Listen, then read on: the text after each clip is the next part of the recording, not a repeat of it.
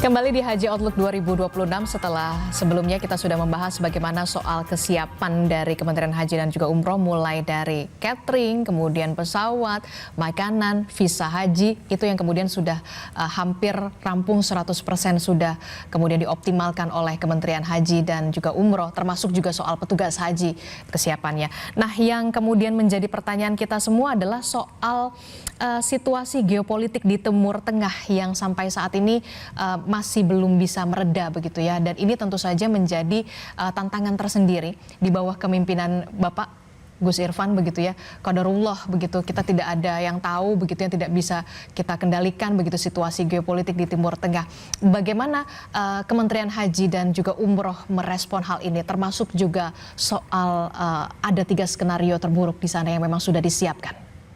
Ini memang pertanyaan yang selalu muncul dari berbagai pihak. Betul. Apakah kita tetap haji atau tidak? Mbak Disti, waktu nuzul Quran di istana kemarin, setelah itu saya dan wakil saya Bang Daniel sempat berkonsultasi dengan Presiden terkait dengan situasi di Timur Tengah. Arahan beliau, apapun yang terjadi, bagaimana situasinya, tentu pertimbangan utama adalah keselamatan dan keamanan jamaah haji kita. Karena itu kita, walaupun sampai hari ini kita persiapan sudah selesai semua, kita selalu berkoordinasi dengan teman-teman Kementerian Haji di Saudi maupun Duta Besar Saudi di sini. Kita koordinasi dengan teman-teman Kementerian Luar Negeri kita. Kita tetap menyiapkan berbagai mitigasi yang diperlukan. Ada beberapa skenario, dan nanti skenario yang kita harapkan adalah semuanya aman, kita berangkat semuanya, di sana aman, pulang dengan aman. Itu harapan kita. Tapi ada berbagai kemungkinan, misalkan kita tiba-tiba situasi buruk, tidak berangkat semuanya. Tapi mudah-mudahan tidak akan terjadi. Ada skenario kedua di mana mungkin nggak semua berangkat. Mudah-mudahan juga tidak perlu terjadi. Dan skenario yang ketiga adalah kita tetap berangkat semua, tapi jalur atau perjalanannya berbeda, agak memutar sedikit, sehingga itu juga akan berpengaruh pada lama penerbangannya, juga berpengaruh pada kondisi jamaah kita, capek karena mungkin kalau normal kan sekitar 9 jam, kalau harus memutar mungkin harus nambah sekitar 4 jam lagi, dan yang lebih kita perhatikan juga dengan penambahan waktu penerbangan tentu biaya akan meningkat. Tapi semuanya sudah kita persiapkan, mudah-mudahan situasi tetap berjalan seperti semula, seperti sekarang ini. Kemarin juga ada surat dari Kementerian Dalam Negeri Saudi bahwa situasinya sudah aman. Hari ini pun jemaah umroh kita tetap berangkat dan pulang dengan aman, dengan lancar untuk penerbangan direct. Nah, direct artinya tidak harus transit ke negara-negara Timur Tengah lainnya. Dan penerbangan haji kita semuanya direct. Hanya saja saya minta Pak Firman tolong diperhatikan jamaah haji khusus, karena sebagian besar malah menggunakan penerbangan yang harus transit di Timur Tengah. Itu juga harus diperhatikan mulai sekarang. Mudah-mudahan nanti bisa ada alternatif penerbangan yang lain selain yang transit di Timur Tengah.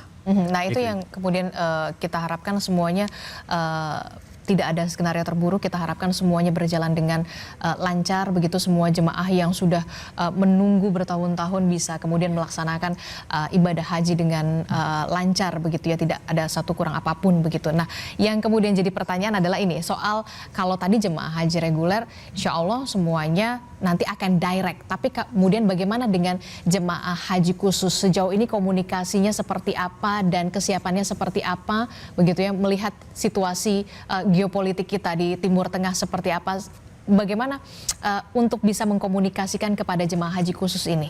Iya, haji khusus adalah penyelenggaraan khusus dilakukan oleh PHK, mayoritas menggunakan pesawat reguler, baik reguler Garuda, Saudia, atau reguler pesawat lain yang di Timur Tengah, Etihad, Emirates, Qatar, Oman. Dan itu punya porsi yang cukup besar, Pak Menteri. Jadi saya juga syukur dalam kesempatan ini bisa melaporkan langsung ke Pak Menteri. Kami sampai saat ini belum ada alternatif lain untuk pilihan-pilihan pesawat menggunakan transit tersebut. Namun karena masih ada waktu sekitar 1 bulan lebih, kita akan coba finalisasi nanti Pak Menteri, kita akan data ulang, dan kita harapkan pemerintah, Kementerian Haji dan Umroh dalam hal ini bisa membantu kami untuk mengkoordinasikan dengan Garuda untuk bisa menjadi alternatif. Walaupun saat ini semua pesawat tersebut sudah dibayar dan lunas, sudah isu tiket. Cuman kita belum tahu perkembangan sejauh ini.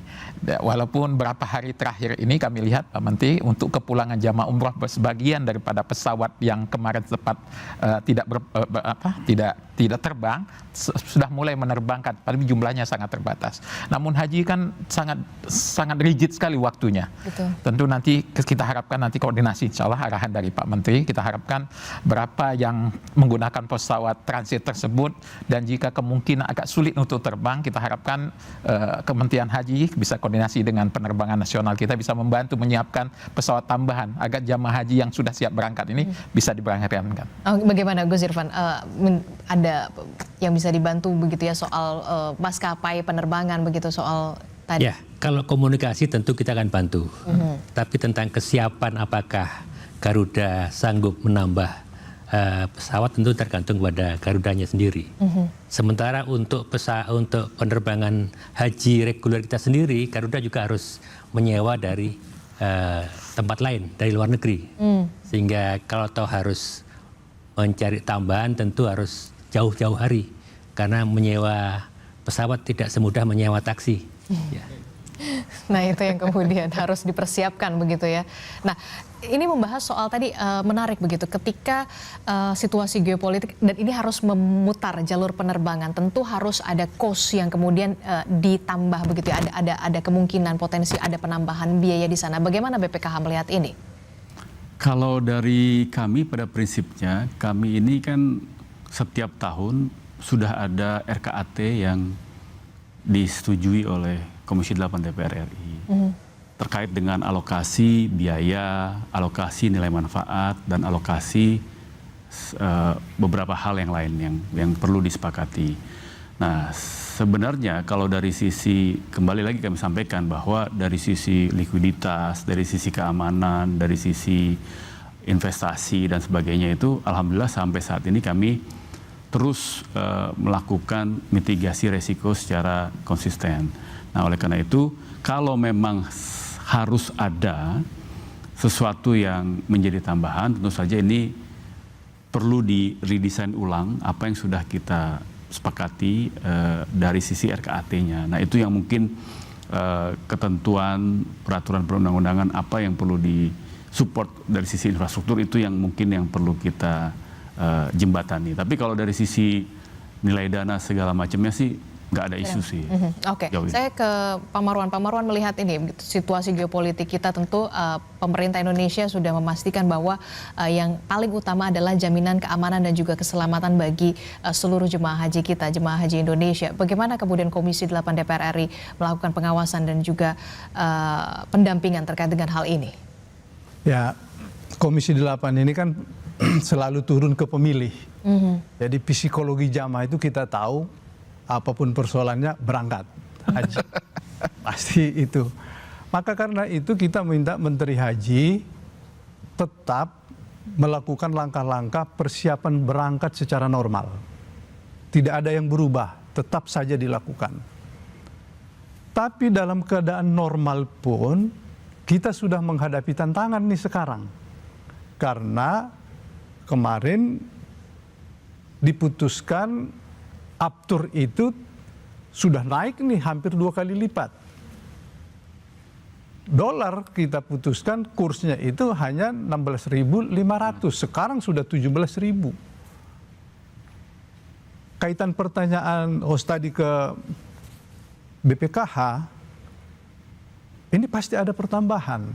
Kita akan mendengarkan keluhan dari Garuda dan Saudia pasti.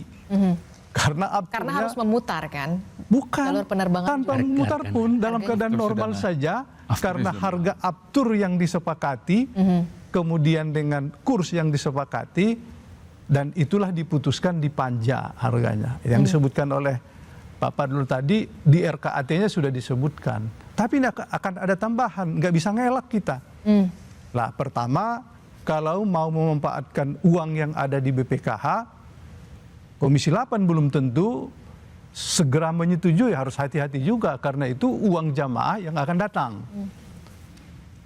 Tapi kalau mau memakai APBN, tidak ada juga peruntukan APBN untuk jamaah haji. Lah karena itu kita meminta Menteri Haji berkoordinasi dengan baik, terutama dengan pemerintah. Ya mungkin bisa dicarikan dari mana. Yang kedua, geopolitik semakin kacau. Kacaunya setelah jamaah ada di sana. Ini yang kita minta Menteri Haji, semuanya ini dilakukan mitigasi. Tidak jadi berangkat, mitigasinya apa? Mitigasinya uang yang sudah kita bayarkan jangan loss, jangan hilang. Harus diberlakukan, di Indonesia ini ada post mayernya, ada kedaruratannya. Bisa nggak berlaku di sana? Harus bisa. Jangan hilang uang kita. Yang kedua, skenarionya itu berangkat. Tahu-tahu setelah di sana terjadi perubahan, semakin memuncak situasi kedaruratan. Tidak bisa pulang segera karena akan mencari rute baru. Kemudian belum bicara itu kan tidak mudah. Melewati udara negara-negara lain kan harus ada koordinasinya. Sementara visa sudah mau habis.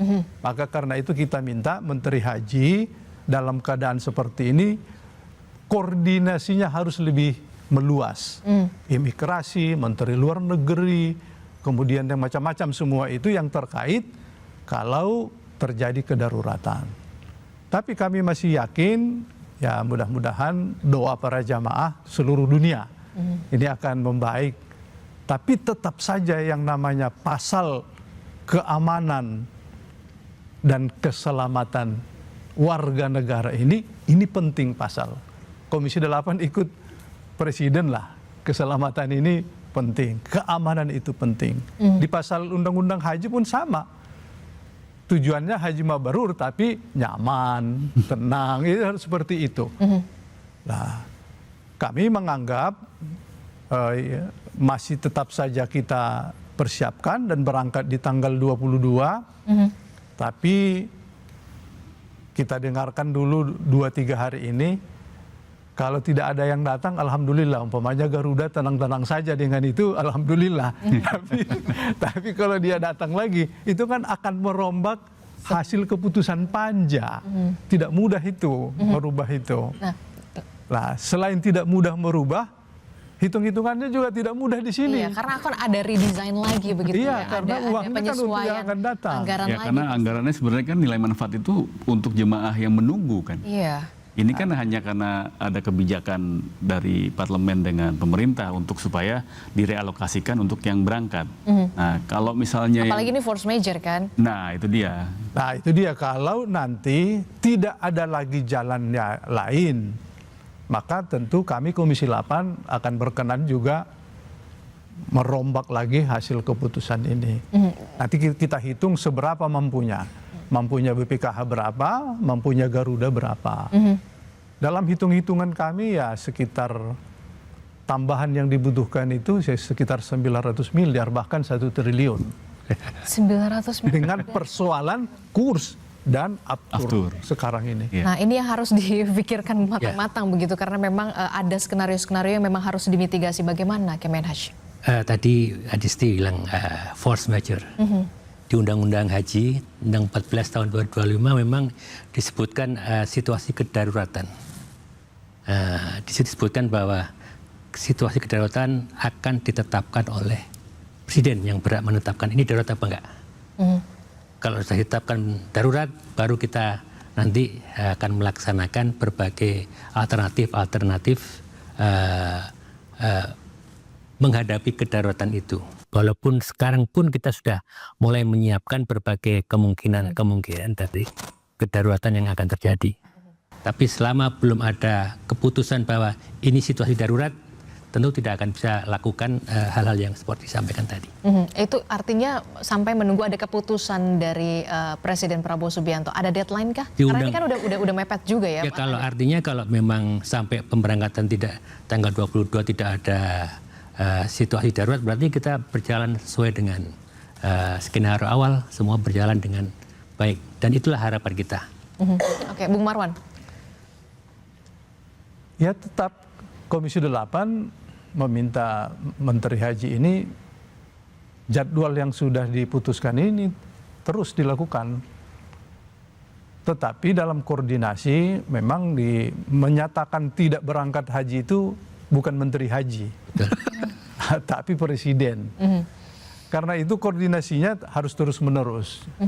Dalam situasi geopolitik seperti ini, tugasnya Menteri Haji memang semakin meluas.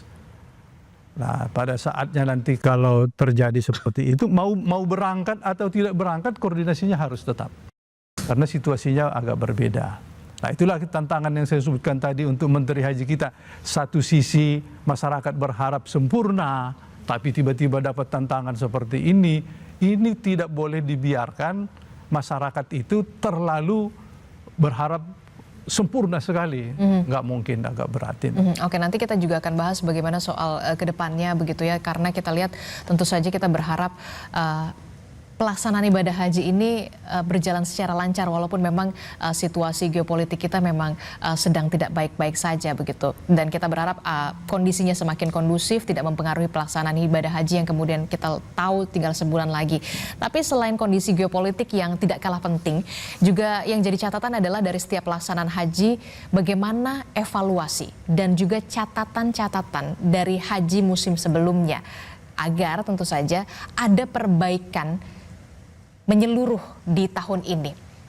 Lebih lengkapnya dan jawabannya kita akan temukan usai jeda. Tetaplah bersama kami dalam Haji Outlook 2026.